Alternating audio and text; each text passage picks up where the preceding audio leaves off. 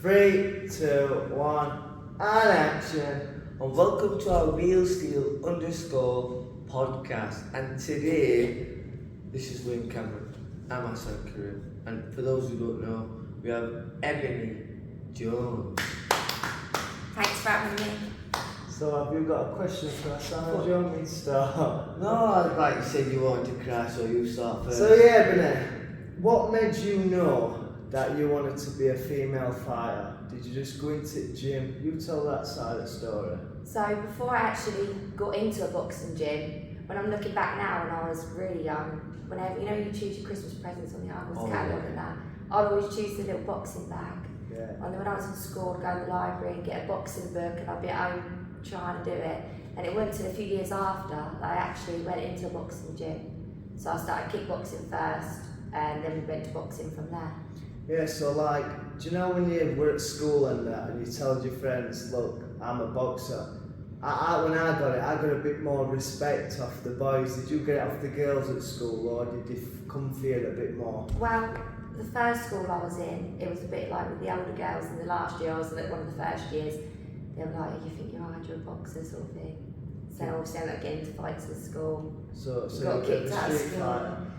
Just a few fights in school, and then nothing like since then. But the second school I went to, boxing was part of the curriculum, so I used to go in there, do PE and stuff, and they were supportive of it.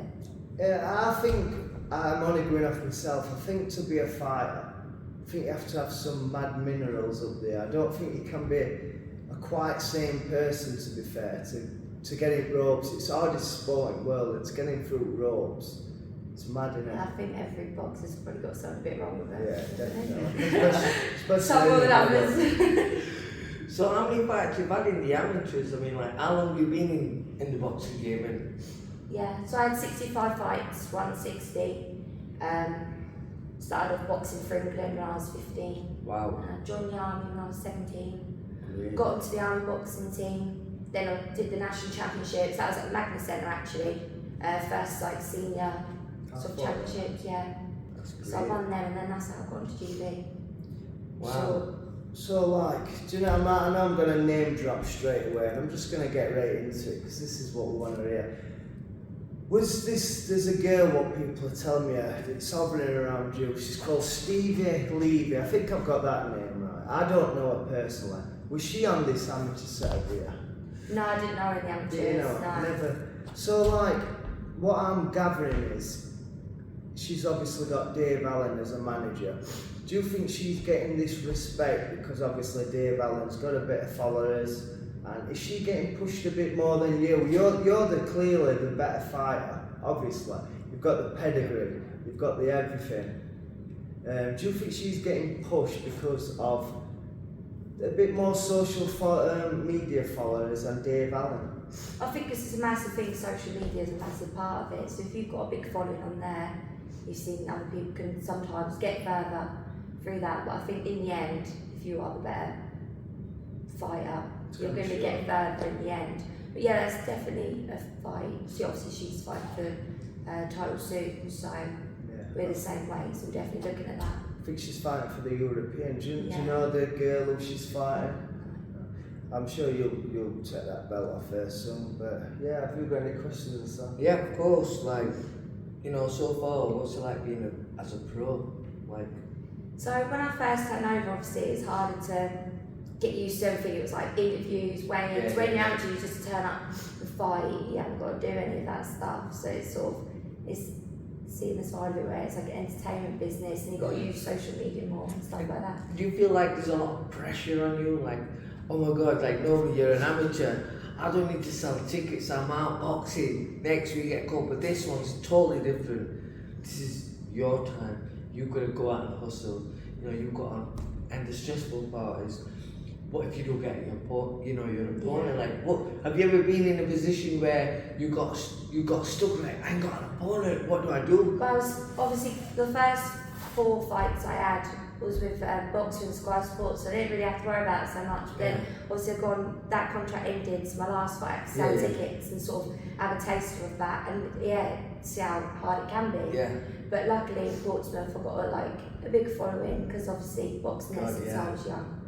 and stuff. And I managed to sell like decent amount of tickets, and I was living in Sheffield, so Yeah, to sell them from being up here, so it was alright. But and So going back onto this, because obviously it gets me mad, it riles me up a bit. You've got someone polite, well spoken, and really good fighter, which you say.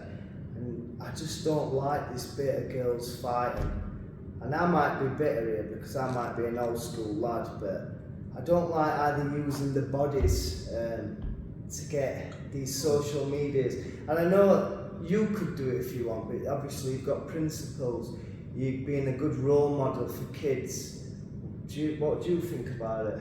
I think to a certain, it's clever in a way, and it works. Like you've seen it, because say I put a video up of me boxing, it's not really get many views. If I put up a video of a weigh-in, the weigh-in gets way more, probably like 5 times what the boxing does. But that's just the way the world is. So you sort of using that to your advantage. But obviously, yeah, there is morals, principles come into it. You can wear something at a weigh-in, but yeah, you don't need to go too far. Yeah. I think there's going too far. Yeah. It should be about the boxing. Obviously, you can look nice and stuff and girly as a boxer, but yeah, I think there's a certain level. going back to weighing and stuff like that, would you ever come out and surprise, not in that sense, but something different, something like Tyson Fury would come out? Would you ever do something like when he used to be like Batman and the next man would have been? I don't know, I just don't think that's me, to be honest with you. The furthest I've done is a cowboy act, because obviously I like country music and stuff like that, but I'll just always sort of be who I am. Yeah, Because if you put on an act, you've got to think how much effort it is to keep up all the time. Oh yeah. And what would you say to a family with a little girl what's saying to him, look, Mum, Dad, I want to go to a boxing gym. What would you say to a young parent or old parent what wants to take the kids boxing? Yeah, 100%. Like, I think especially with if you've got a daughter, if I had a daughter, the first thing should be into the boxing gym. Even if she didn't want to do it properly, I'd want her to be able to stick up for herself and look after herself and stuff like that.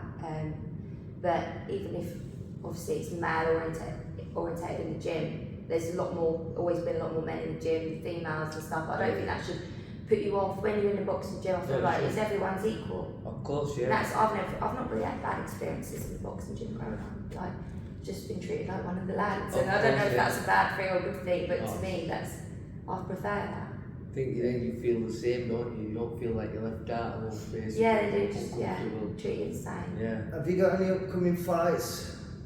I'm just waiting to announce it, but yeah, it's a good one. The fight date's in November, so you two probably know about it. I don't know, to be fair. Oh, you don't? No, But yeah, I'm excited. Pierce keeps his cards close to his chest. He hasn't told me no, so I'm going to ask him when we get off camera. Secret, that's it. So I've got a good question. I know we hear about the Katie Taylors, the this, that's, and others. What about Jane Couch? Is she some kind of inspiration? I know she was one of the first to ever start women's boxing. People say Katie Taylor. I don't think it's fair on her for what she's actually done to not get a mention. What do you think? Yeah, but to be honest, people know her sort of as a pioneer of women's boxing. Yeah. Obviously, Kate Taylor is a lot better fighter. That's why I think people remember her and stuff. But yeah, obviously she was the first one, and probably imagine how hard it would have been back then. Yeah. I've got one last question because obviously she's got to get training and stuff. I've got a last one as Have you well. got a last Yeah. one? So right. What is the thing what people don't know about you? Is there anything? Any secrets? Any icks? Anything like that? I can't think. There's probably loads of things people don't know about me, but I can't think right now. Yeah. Probably. Put you on the spot with this one. I don't know. I'm a big lover of like country music, old music, and stuff like yeah. that. But yeah, mainly country music. And I've got last one for you before she leaves. How do you manage to leave everyone from Portsmouth to do, to dedicate your life in Sheffield? Work. Yeah. You know what? What do you work as? I work in a pub in town. Barmaid basically. Wow. Barmaid / boxer. But yeah. So if someone, I moved up here and obviously I want to start like paying my own rent, like Yeah, of course, yeah. stuff like that, and I have to rely on people. So But I like- do that around the training. But like living away, is it hard for you from your parents, your loved ones?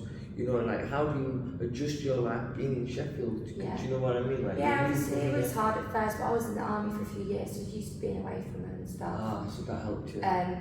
But obviously I miss them, but I've got something bigger picture I'm looking at, and I think do the hard work now. If I manage to earn, say, a good amount of money, I can live with my course, family yeah. all I wanted in the future, so. Yeah, I respect you also. I see you live locally now, and like you've got a job. You're trying to make ends meet, and honestly, I respect you, and I hope you do. And you win a world title. I really do, Thanks. and that's from my heart. That because I see good people. I know you're a good person. So yeah, I wish you all the best. Yeah, Yeah. thank you.